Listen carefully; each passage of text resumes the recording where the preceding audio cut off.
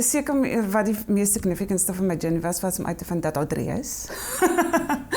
Dit was 'n baie groot verrassing. Ek weet nie deur ons hele 6 jaar journey het ek ooit gedink ons gaan 3 kinders hê nie. Ons het nooit beplan om 3 kinders te hê nie. So dit was vir my amazing geweest dat die Here ons toe vertrou met 3 kinders. Ja, dit is 'n verskriklike emosionele journey want dit is so groot hartsbegeerte. Ek het al 6 jaar terug my babakamer reg gehad, so ek het in geloof gestaan. Die katte in die kot geslaap, maar ek het in geloof gestaan dat daar 'n babatjie in daai kamer gaan wees.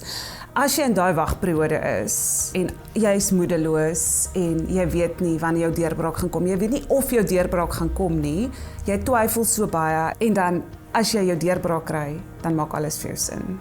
Dan is jy soos, okay, ek verstaan nou hoekom die Here my laat wag het om my voor te berei. Maar wanneer daar is jy so kortsigtig, jy kan nie die Here se hele plan vir jou lewe sien nie. Omdat dit so sensitief is en dit is persoonlik, maak dit vir ander mense moeilik, want hulle weet nie, is dit 'n persoonlik? Moet ek vir jou iets daaroor sê?